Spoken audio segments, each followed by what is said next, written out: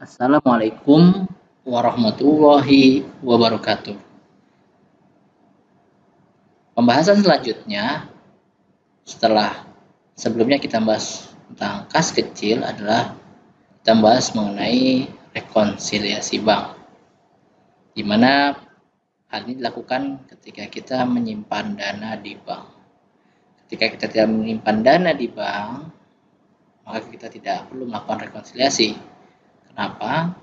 Karena rekonsiliasi merupakan penyesuaian antara saldo yang ada di bank, ya, yang dicatat oleh bank, dan saldo yang kita catat.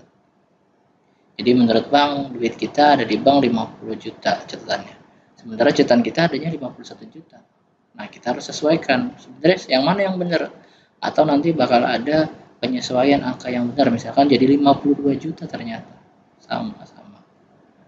Nah, jadi di sini terjadi karena ada perbedaan catatan yang dilakukan oleh bank dan nasabah disebabkan misalkan ada transaksi yang hanya diketahui oleh perusahaan sebagai nasabah dan ada catatan atau transaksi yang hanya diketahui oleh bank, sehingga salah satu pihak mengetahui dan pihak lainnya tidak. Misalkan yang diketahui oleh perusahaan, bank tidak mengetahui, sehingga di perusahaan berubah karena ada perubahan transaksi, ya kalau ada transaksi jadi ada perubahan. Nah di bank nggak tahu kalau ada transaksi, sehingga ini menyebabkan perbudgetan. Ada juga yang disebabkan karena kesalahan bank atau kesalahan perusahaan dalam mencatat. Nah, kekhilafan si pencatat ini, akuntan yang melakukan, itu bisa jadi menyebabkan kita perlu melakukan rekonsiliasi.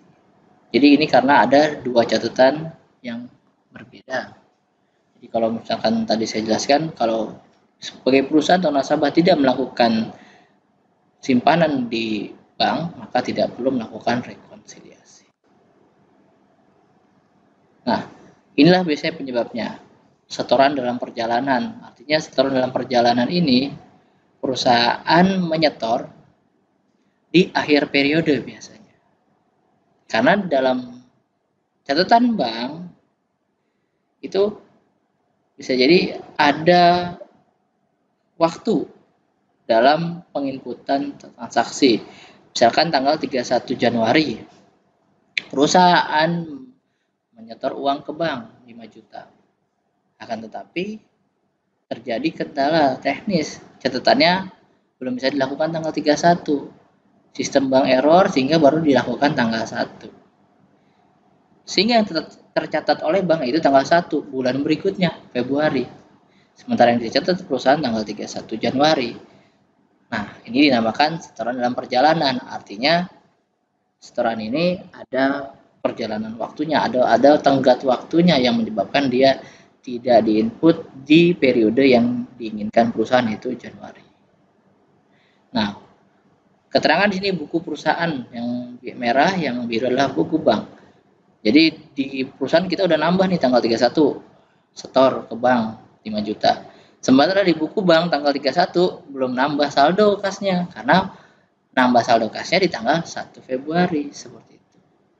Jadi ini informasinya yang tahu cuma perusahaan. Perusahaan tahunya tanggal 31, sementara bank tanggal 31 belum tahu karena belum diinput gitu. Itu diinputnya tanggal 1. Jadi seperti saya kasih tahu dari awal, kalau salah satu pihak saja yang tahu dan pihak yang lainnya tidak tahu, maka akan menyebabkan perbedaan saldo. Ya, di sini dijelaskan di perusahaan sudah menambah saldo, sudah menambah, tapi di bank belum menambah. Nah, berarti kan beda nih. Di sini udah nambah 5 juta, di sini belum. Untuk bulan Januari ya. Cek beredar ini artinya kita kasih orang lain sebagai pembayaran kita, entah bayar utang atau kita bayar untuk pembelian menggunakan cek. Nah, cek ini tidak harus langsung dicairkan. Ada cek yang bisa dicairkan 1 bulan berikutnya, atau sudah sebulan tapi nggak dicairkan juga. Nah, berarti ini ceknya masih beredar di relasi kita, entah apa vendor kita sebagai tempat pembelian kita atau supplier, atau di pihak yang lain banget, misalkan yang meminjamkan kita uang, kita kasih cek tapi belum mencairkan. Nah, namanya cek yang beredar. Nah, ketika kita bayar, kalau siapkan pakai uang tunai, ternyata kita tidak punya uang tunai, kita pakai uang tuh yang ada di bank yang kita sebut dengan cek. Nah, cek ini kita bisa cairkan kapan saja. Selama belum dicairkan, namanya cek beredar. Nah, kita bayar. Kalau bayar kan mengurangi kas. Jadi menurut perusahaan, ketika perusahaan mengeluarkan cek, berarti perusahaan sudah mengurangi saldo kasnya. Akan tetapi menurut bank, sebelum pihak yang memegang cek itu mencairkan ke bank, maka belum mengurangi saldo kas yang menurut catatan bank. Nah, lagi-lagi ini yang baru tahu perusahaan aja, sudah bakal keluar nih duitnya. Dari cek, misalkan ceknya 100 juta, maka di perusahaan catatannya sudah kurang saldo kasnya 100 juta. Sementara di bank belum, karena belum dicairkan. Selanjutnya yang ketiga, perusahaan salah catat. Misalkan perusahaan mengeluarkan cek 7.800 ditulis 8.700. Nah, ini kalau milenial yang bilangnya typo. Artinya salah ketik. Ya, apalagi di komputer kan. Kadang terpleset jari kita sehingga kita salah menginput. Misalkan kita menginput 1 jadi 2. Ini masih 78 jadi 87. Mungkin terbalik. Kurang konsentrasi. Bisa juga yang 1200 dia minusnya 1100 atau 1300 karena terpleset. Atau harusnya 1200 malah dia nulisnya 1220 misalkan. Duanya kelebihan. Nah, itu juga merupakan salah catat. Intinya salah catat. Nah, di sini karena salah catat ini berbentuknya pengeluaran cek. Nah, misalkan sudah dicairkan, cat perusahaan dari awal nyatetnya 7.800 aja, setelah dicairkan ternyata catatnya 8.700 aja nih perusahaan nih. Ternyata setelah si orang yang memegang cek itu menyairkan ke bank, ya tertera 7.800. Jadi di bank udah benar 7.800. Sementara di perusahaan belum membetulkan karena dia baru tahunya selalu 8.700. Nah, gitu. Ini karena ceknya. Atau perusahaan juga bisa salah ketik, salah catat yang dari buku perusahaannya sendiri. Perusahaan yang belum membetulkan kesalahan. Misalkan perusahaan salah catat bukan pengeluaran cek tapi pengeluaran biasa. Atau perusahaan salah catat dalam menyetor. Nyetor 5 juta tapi perusahaan nyetornya nyetor 6 juta. Bisa juga. Oke, selanjutnya yang keempat, tagihan wesel dan bunga langsung yang ditagihkan oleh bank. Artinya ketika kita memiliki konsumen dan konsumen itu tidak mampu bayar langsung, maka kita akan memberikan piutang kepada konsumen tersebut. Artinya bayarnya secara cicil atau kredit. Nah, ketika piutang itu adanya di bank, ya, nanti di sini akan ditagihkan oleh bank, namanya tagihan wesel, serta ada bunganya nanti, bunga langsung. Terus ada bunga giro bank, jasa bank. Nah, kalau bunga giro bank ini, kalau kita naruh tabungan di bank, biasanya nanti ada bunga ya berbentuk di sini atas jasa bank. Nah, bunganya di sini nanti kalau tadi tagihan wesel sama kayak yang bunga ini. Kalau tadi misalnya bunga itu bunga dari wesel tadi. Ya, kalau yang nomor 4 bunga dari wesel. Wesel dan bunganya gitu maksudnya. Yang ditagihkan oleh bank. Jadi yang nagih bank udah nagih, si perusahaan belum tentu tahu. Sehingga bank sudah menambah, perusahaan belum menambah. Ya karena perusahaan belum tahu yang nagih bank. Bank belum pernah menginformasikan kalau ada penagihan wesel dan bunganya. Sehingga perusahaan nggak tahu dan saldonya jadi belum nambah. Nah, sama di sini juga. Bunga jasa bank. Biasanya kita ada admin, kayak admin juga ini. Kalau bunga giro jasa bank kan di sini kita punya giro, biasanya kita punya deposito, setiap bulannya akan nambah bunganya. Nah, setiap penambahan misalkan terjadi tanggal 2. Perusahaan nggak tahu tuh kalau nggak ngecek, sehingga saldo di kas perusahaan belum nambah. Misalkan ada bunga giro bank ini 1 juta. Terus perusahaan nggak tahu karena bank langsung menambahkan ke saldo rekening kita. Sementara perusahaan belum tahu kalau dia tidak cek mutasi rekeningnya atau dia tidak cek di dalam tagihan rekening korannya. Nah, selanjutnya biaya administrasi bank. Ini kalau tadi bentuknya penambahan-penambahan, kalau ini bentuknya pengeluaran. Ya, sama seperti yang tagihan wesel dan bunga giro jasa bank. Intinya nih bank yang tahu, tapi perusahaan belum tahu. Gitu. Kalau kita tabung di bank, biasanya kan ada biaya admin. Contoh, kalau kita nasabah pribadi ada 15.000, 10.000 untuk jasa penyimpanan uangnya dan 5.000-nya misalkan untuk biaya ATM. Jadi ada biaya administrasi bank setiap bulan 15.000. Kita nyimpan 100.000, maka setiap bulan dengan kurang 15.000 seperti itu. Nah, itu namanya biaya admin bank. Nah, si bank setiap bulan pasti akan tarik aja, akan ngurangin debit, akan mendebit atau mengurangi saldo rekening kita. Tapi kita nggak tahu kapan didebitnya, gitu kan, kapan dikuranginnya. Kita punya duit 100 juta, tiba-tiba ada biaya administrasi bank 50.000. Pas kita cek, kok tinggal 900-an, bukan 900 juta, 90 jutaan, bukan 100 lagi. Oh, ternyata ada admin bank. Nah, di situ hanya bank yang tahu, tapi perusahaan belum tahu karena bank melakukan secara otomatis melalui sistemnya, sementara perusahaan tidak. Jadi perusahaan akan tahu ketika dia mengecek atau dia mendapatkan rekening korannya nanti. Rekening koran itu ya bukti catatan saldo kita yang ada di bank. Terus adanya cek kosong. Cek kosong belum mengurangi saldo kas atau sudah menambah saldo kas. Ya. Belum mengurangi atau belum menambah atau sudah menambah. Nah, kalau menurut bank sudah mengurangi saldo atau tidak menambah. Jadi gini cek kosong. Saya mau bayar pembelian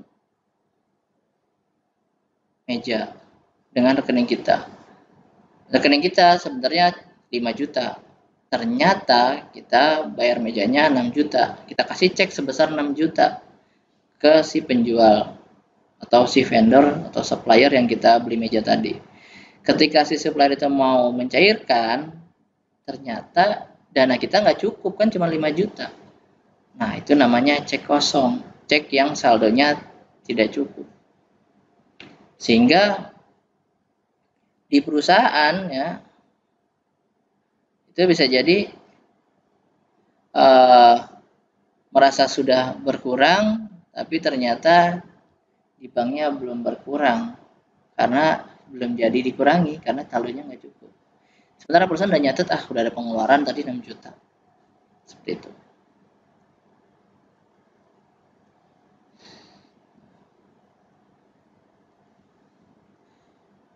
Nah, atau berikutnya kita dapat cek dari pelanggan kita, customer. Karena dia punya piutang, dia bayar piutangnya pakai cek. Dia punya piutang 2 juta, dia kasih cek ke kita 2 juta. Ternyata saldo si pelanggan kita cuma punya 1.900.000 di saldo di banknya. Pas kita mau cairkan ke bank, ternyata nggak cukup, sehingga dinamakan cek kosong, saldonya nggak cukup. Sehingga yang tadinya kita sudah mencatat saldo kita nambah, nambah nih nerima tagihan, nambah 2 juta buat saldo perusahaan. Ternyata di bank tidak jadi menambah karena belum dicairkan. Nah, intinya cek kosong ini cek yang saldonya tidak cukup ketika dicairkan. Terus selanjutnya bank keliru memasukkan setoran rekening giro milik orang lain. Artinya yang setornya itu harusnya si A, ternyata disetorkan ke perusahaan kita. Jadi perusahaan kita nggak pernah nyetor duit, tiba-tiba di saldonya nambah 5 juta. Padahal nyetornya si A, harusnya masuknya ke rekening A. Tapi si A nggak tahu kan, yang tahu hanya bank aja. Si tellernya yang salah, di sini bisa salah catat. Harusnya masuk ke rekening si A, ternyata masuk ke kita. Nah, yang ini yang perlu dilakukan adalah kita nggak nyatet apa-apa karena kita nggak tahu. Sebagai perusahaan kan catatannya catatan manual atau catatan yang beda sama perusahaan. Perusahaan karena nggak pernah setor ya, jadi nggak pernah nyatet, makanya tidak menambah saldo kas dia. Tapi perusahaan menyatat itu sebagai penambahan kita. Tapi nyatanya kan itu bukan milik kita, bakal dimutasi lagi, bakal dipindah ke rekening si A. Makanya bank belum membetulkan Karena nanti kalau dia membetulkan ketika dia mengecek dari rekonsiliasi ini, oh ternyata kita ngelapor itu bukan rekening, bukan setoran kita, bank baru membetulkan, baru yang 5 juta itu digeser ke si A.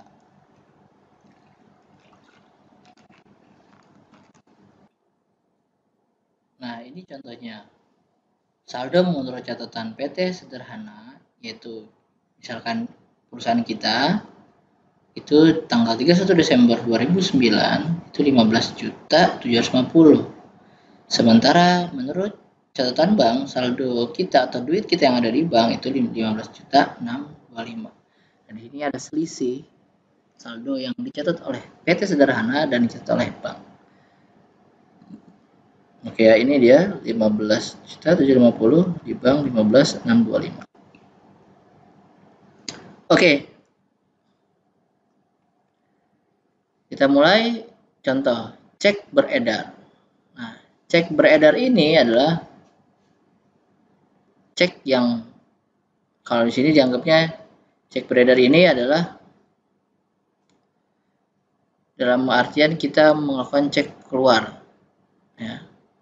Sebenarnya cek beredar ini bisa juga cek yang di sini kita bayar ke perusahaan lain sebagai supplier atau kita melakukan pembayaran sesuatu, kita melakukan cek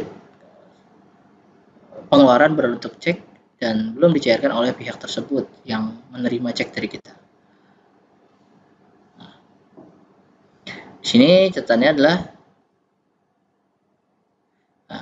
cek beredar itu adalah mengurangi catatan kita di bank. Artinya cek beredar ini perusahaan sudah tahu, tapi bank belum tahu. Jadi perusahaan sudah nyatat berkurang 500. Nah, di rekonsiliasi ini kita kasih catatan-catatan yang siapa yang pihak yang belum tahu aja. Nah, saat ini yang belum tahu adalah bank, karena mungkin di sini bukan mungkin ya, karena memang si perusahaan belum menerima pencairan cek dari si misalkan si Z. Z itu terima cek dari kita, dia belum mencairkan ke bank, belum ke bank buat nyairin duitnya sebesar 500.000. Sehingga si bank perlu melakukan penyesuaian, yaitu di mana ada pengurangan saldo kita di bank sebesar 500.000 karena cek beredar. Jadi ada, kalau kita buat ada yang menambah atau yang mengurangi saldo. Nah, untuk cek beredar ini tepatnya adalah untuk mengurangi saldo kita, yaitu 500.000. Jadi ntar paling enggak pas sudah dicairkan ya ini kita sudah sesuaikan. Karena ada penyesuaian cek yang berkurang 500.000. Terus berikutnya setoran dalam perjalanan. Nah, kalau setoran kan nambah ke perusahaan. Perusahaan udah nyatet 750 nih dari awal. Yang belum tahu siapa? Si bank. Bank belum tahu kalau rekening perusahaan ya, saldo kita di bank harusnya nambah. Bank belum nyatet penambahannya karena masih dalam perjalanan atau masih ada kendala teknis sehingga yang harusnya ada di bulan Desember ternyata akan terinput di bulan Januari tahun 2010 di sini. Nah, maka yang perlu memperbaiki adalah si pihak catatan bank. Si catatan banknya ini yang kita perbaiki, yaitu akan menambah 750.000, catatannya adalah setoran dalam perjalanan. Karena ini si prinsipnya dua ini adalah perusahaan sudah tahu, sudah mencatat, tapi si bank belum ada catatan ini. Ya. Berikutnya biaya bank. Biaya bank 75.000. Nah, biaya bank adalah pengeluaran yang otomatis ditarik langsung oleh bank dari rekening kita. Jadi misalkan ini dilakukan oleh bank pada tanggal tertentu kita kurang tahu. Nah, ini ada penarikan biaya atas administrasi bank itu 75.000. Nah, yang udah tahu kalau biaya bank berarti yang udah tahu bank, yang belum tahu siapa? Perusahaan. Maka di sini kita harus menyesuaikan ke saldo perusahaan. Namanya biaya mengurangi, berarti akan ada di poin mengurangi. Ya. Nah, biaya bank itu mengurangi 75.000. Jadi cari aja mana yang belum tahu. Nah, itu yang kita taruh tempatnya. Selanjutnya yang keempat, jasa giro bank. Nah, kalau jasa giro tadi disebutkan sebelumnya ini menambah jasa giro bank. Bank udah nambahin ke rekening kita di bank. Udah melakukan pencatatan. Kalau saldo kita di bank itu nambah. Sementara di kita belum nyatat kalau saldo kita di bank itu udah nambah 100.000 karena kita belum tahu. Karena prinsipnya penarikan atau penerimaan yang dilakukan oleh bank kita nggak pernah tahu. Yang tahu bank dulu. Maka untuk jasa giro bank karena menambah akan ke menambah, tapi di sisi catatan perusahaan. Nah, seperti ini.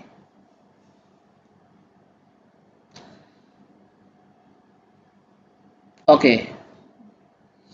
Yang kelima, PT sederhana. Nah, perusahaan salah catat. Mencatat cek 900 yang benar, tapi salah catat 600. Nah, kalau salah catat ini kita lihat jumlah yang paling besar itu harus diperbaiki di mana atau selisihnya mana yang harus memperbaiki. Sekarang jumlah yang benar 900. Ya. Gitu. Nah, jumlah yang benar 900 tapi jumlah yang salah 600. Jadi kita nyatet cek yang kita keluarkan, di sini maksudnya cek yang keluar ya. Cek yang kita keluarkan itu 600.000. Nah, kita catat 600.000. Ternyata yang benar adalah 900. Nah, berarti kita harus benar ini. Ada selisih 300. Namanya pengeluaran, kalau 600 ke 900, berarti kita harus nambahin pengeluaran lagi. Nanti atau bahasanya kita harus mengurangi. Tadinya kita harus ngurangin 900 saldo kita baru ngurangin 600.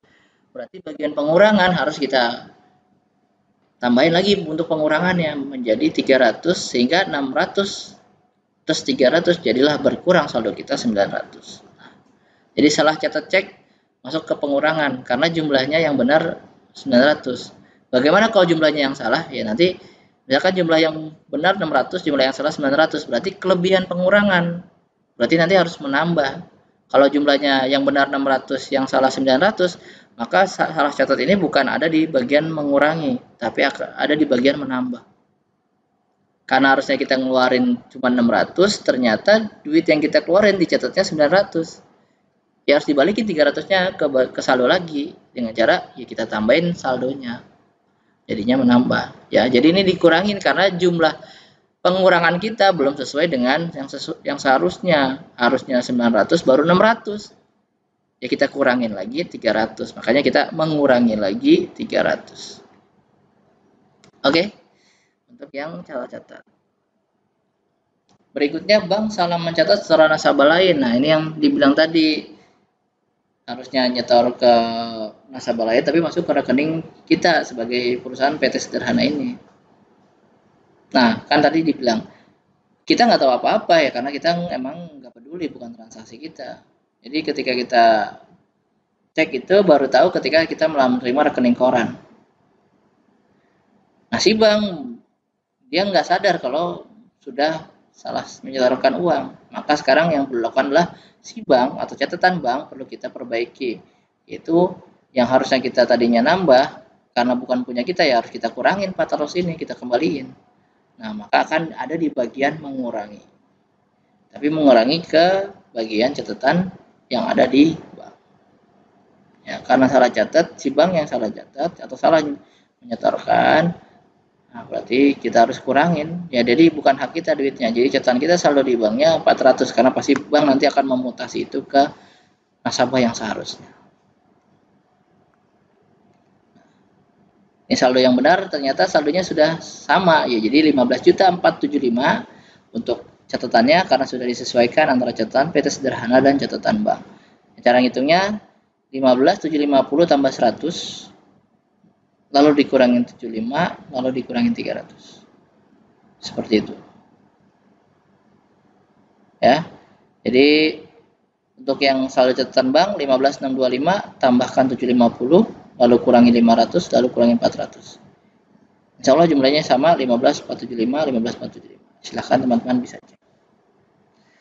Nah, jadi ini cara menyesuaikan sehingga saldonya sama antara catatan PT sederhana atau perusahaan dengan catatan bank. Selanjutnya adalah kita harus membuat jurnal atas penyesuaian yang ini yang terjadi. Harus membuat pencatatan transaksi atas penyesuaian atau kita sebut ayat jurnal penyesuaian. Nah, jurnal koreksinya kita tinggal buat aja. Ya. Di sini yang kita buat koreksinya itu yang terjadinya yang pertama yang hanya terjadi di catatan perusahaan. Jadi yang ini nggak ada jurnalnya. Yang ada jurnal ini catatan PT Sederhana. Misalkan yang pertama kali kita lihat menambah. Kalau namanya menambah, ya, itu akan sini kita harus sesuaikan. Kenapa adanya di sebelah kredit, terus sementara kalau mengurangi adanya di debit? Karena di sini dasarnya adalah kita akan menyesuaikan dengan yang ada di kas.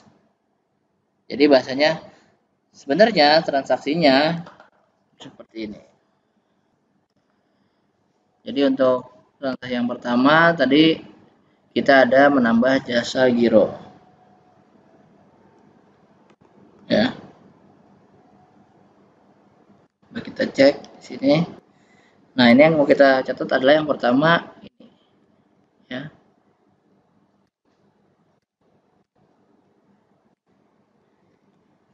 Nah, jurnalnya harusnya adalah kalau menambah, apa yang menambah? Kas menambah. Kalau menambah, kas ada di mana? Di debit. Maka kas kita dalam hari ini bertambah. Di debit, kreditnya adalah jasa giro bank. Nah, ini 100. Ya, aja. Yang sebelah sini 100. Oke, karena menambah cuma ada satu, berarti kita lanjut ke yang mengurangi. Mengurangi biaya bank. Kalau kurang, kas ada di mana? Saya ganti lah. Kalau ngurangin kas ada di mana? Kas adanya di kredit. Namanya kas berkurang di kredit, maka ini kita taruh kas. Nah, dia berkurang karena apa? Tadi biaya bank. Di sini ada biaya bank. Berapa? 75.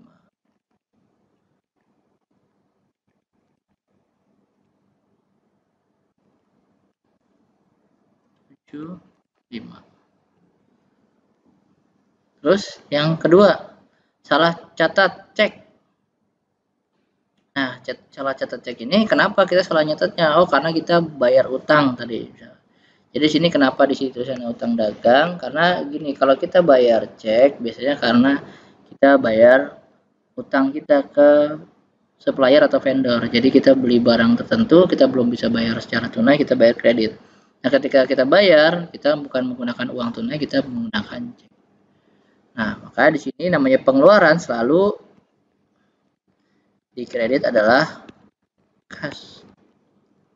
Debitnya ya tadi atas apa kita melakukan pengeluaran kas? Atas pembayaran utang dagang, mengeluarkan cek untuk bayaran utang dagang. Jadi kita tahu dulu cek itu buat dari dikeluarkan dasarnya apa? Oh, bayar utang dagang. Berarti kita harus mencatat di debitnya adalah utang dagang, yaitu 300.000.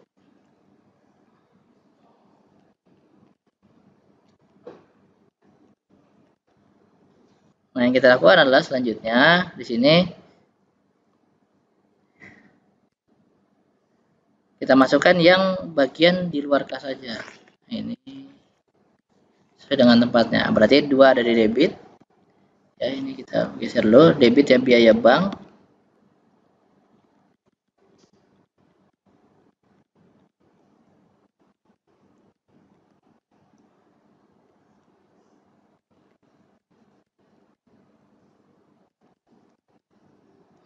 Terus ada debit lagi utang dagang. Jadi saya nih nyeru sesuai dengan yang ada di situ ya, duluan yang mana? Di sini 300.000. Terus berikutnya kreditnya ada jasa giro. Jasa giro bank itu 100.000. Nah, kan masih selisih kan, debitnya 75 sama 300 itu 300 apa? Di sini berarti 375, sementara di sisi kredit baru 100. Nah, selisihnya berapa? 375 sama 100, berarti sisi selisihnya adalah 275. Sekarang untuk menyamakan saldonya supaya sama, apa, di debit dan di kredit sama nilainya. Di sini 375, di sebelah debit, di kredit juga harus 375. Nanti kita kreditnya 275, namanya apa? Kas. Dari mana sumber dasarnya? Dari sini nih. Kasnya di debit 100. Yang di kredit 75 sama 300. 375 dikurang 100 ya. 375 100 ya. Kas yang ada di debit 100. Yang ada di kredit 75 dan 300. Maka selisihnya jadi 275. Nah, ini kan repot kalau kita lihat kayak begini. Ya paling gampang tinggal selisihnya aja. Di sebelah kredit 100, di sebelah debit 375. Berarti selisihnya berapa? 275. Maka kita taruh itu di sebelah kredit 275. Kalau misalkan lebih banyak kredit daripada debit, maka kita taruh itu di debit kas ini. Yang ini kita bisa taruh di debit. Tapi di sini posisinya karena debit lebih banyak daripada kredit, maka kita harus menyamakan saldo nilainya 375 ini 375 ini dengan kita menaruh kasnya di sebelah kredit sehingga kreditnya sama. 100 tambah 275 ya berarti 375. Kayak gitu. Ya. Maka catatannya sama ya di sini tuh. Kas 275. Seperti itu. Oke, jadi untuk jurnal rekonsiliasi bank dasarnya kayak tadi, kita harus mencatat yang ada di sebelah ini saja. Kita catat yang ada di sebelah catatan perusahaan. Ya. Yang bank nggak perlu kita bikin jurnal. Seperti itu. Oke, terima kasih. Ini penjelasan dari saya mengenai rekonsiliasi bank. Mudah-mudahan teman-teman bisa mengaplikasikannya di contoh soal yang berbeda, dan jika ada pertanyaan bisa bertanya secara langsung kepada saya. Terima kasih. Assalamualaikum warahmatullahi wabarakatuh.